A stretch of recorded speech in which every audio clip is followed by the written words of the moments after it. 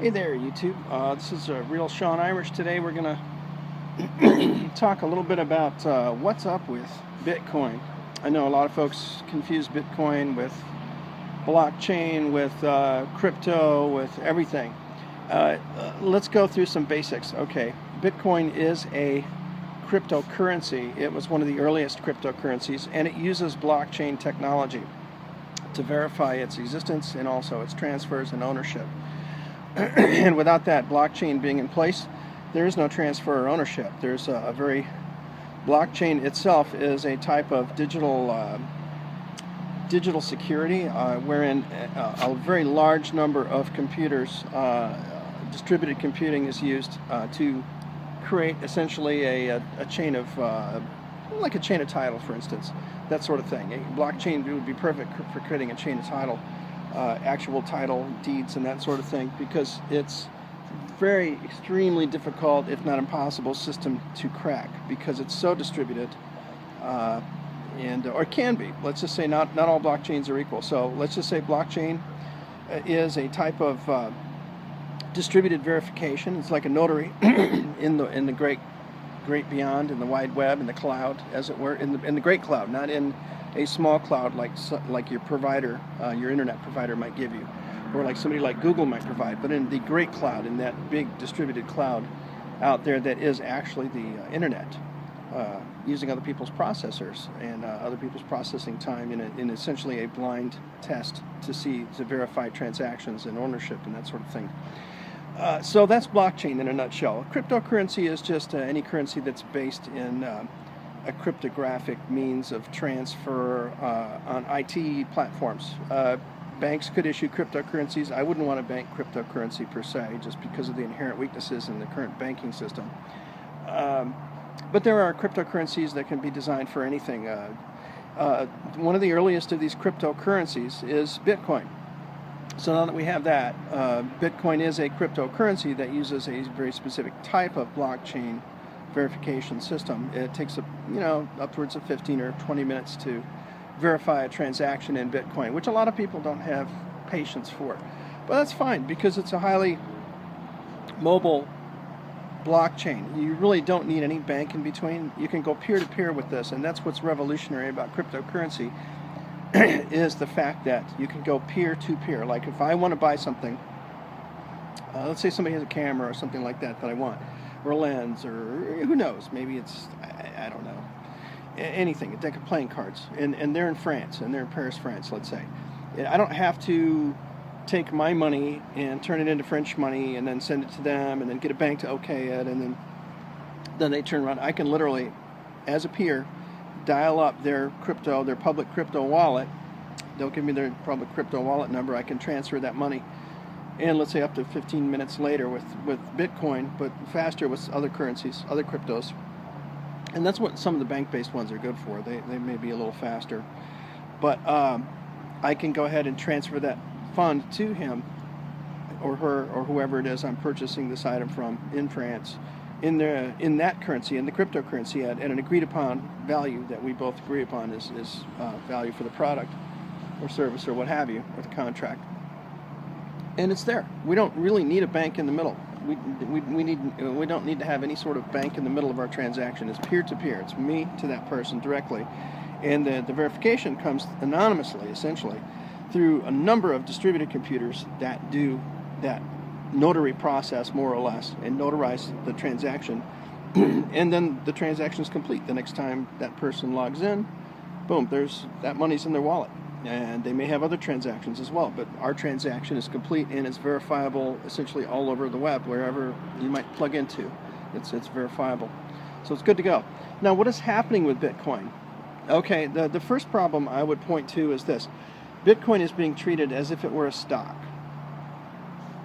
Okay, I'm going to say this once, and I'm going to say it very clearly. Bitcoin is not a stock. I'm going to say something else now, and I'm also going to say it very clearly. Bitcoin is digital equity. It's like, frankly, Bitcoin is sort of like having a digital bar of gold. If you hold one Bitcoin, you're holding essentially a digital bar of gold, or possibly a digital bar of platinum, or something even more precious, because it takes a tremendous amount of work to create one Bitcoin. There are almost 17 million Bitcoins currently mined. The grand total of Bitcoins out there in total is going to be 21 million. So the vast majority of Bitcoins that are ever going to be in existence currently exist today.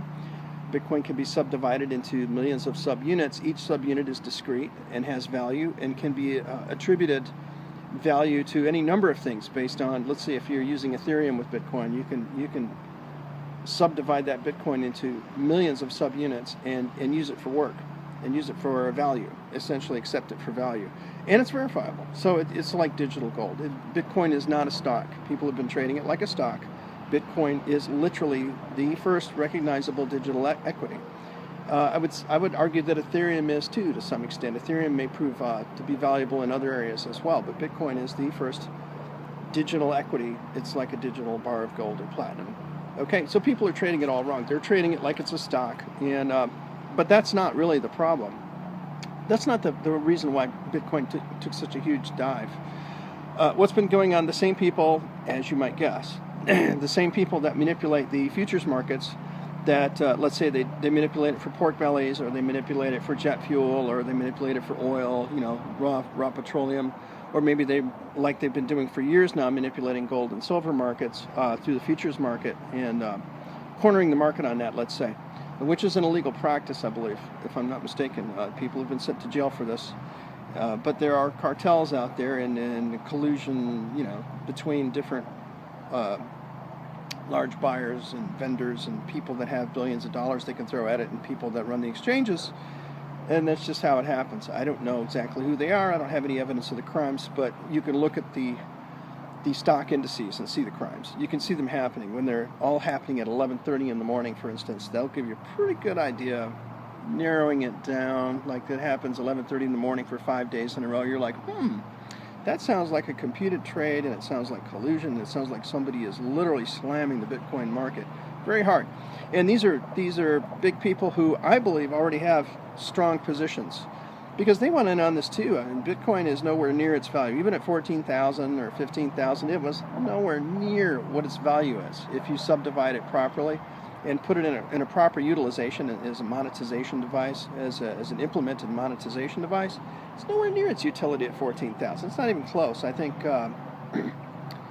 what's his name, John McAfee, the billionaire, he said it would go up to $1 million. I think that's a lowball, quick estimate by 2020. The actual utility of Bitcoin could far surpass that when it's fully utilized or even partially implemented. Right now there are 600 million apparently 600 million people around the world who use digital currency. That's coming up on close to 1 billion. So they don't all use Bitcoin. They use one or another forms of it, or they're mining, or they're doing something in digital currency. That's a pretty good number. I think it's 600 million. Is it 60 million or 600 million? Let's see, even 60 million would be tiny. If it's 60 million, it's way going to pass, $1 million per Bitcoin. So here's the thing. First problem, Bitcoin is equity. It's not a stock. Okay, it's digital equity. People don't realize that because they can't just put their hands on it or put it in a vault, so they don't understand that, but I understand that. It's digital equity. Second, the market is being completely suppressed from the top. It's being manipulated through the currency exchanges, and you can see that immediately the day that there was a Bitcoin futures trading. That's pretty much when it topped, and it's been toppling more or less ever since. So that's pretty obvious. The markets are being manipulated, just like the gold and silver markets and any other major commodity. People want to try and control that price for their own personal gain or their institutional gain or what have you. So there you go. Stop blaming Bitcoin. When you catch what you think might be the market bottom, it went below 7,000 today and dropped 6% or something. That's good news for me. If it keeps going south, if it heads down south of 4,000, 4,000 of Bitcoin, I'll buy some more. It's got nowhere to go but up as soon as the controls come off, and they will have to come off at some point. At some point, the market will correct, and as users come on board, the market will correct. So that's really what I think is going on. This is not investment advice. I'm just telling you what I'm going to be doing, and you can do whatever you want. You can stay out of Bitcoin. It's just too risky, or whatever you want. That's awesome. Make me rich, as far as I'm concerned. I don't care. I've got a little time to wait here. So that's what I feel is going on. And again, it's not just me. I have a source, and here she is. It's Tinky the Wonder Dog here. and she sees all, knows all, and so you know when the pressure is built up against these, or the people that are holding it down want to profit from it, I fully expect Bitcoin to blow all previous projections out of the water, and it'll do so fairly quickly, and then it's going to be, you know, hold on to your seats all over again, just like it was on the last few rises. It's had several up to this year's early high. So there you go. That's my take on it. Doesn't mean anything. Not investment advice. Enjoy. Have a good one.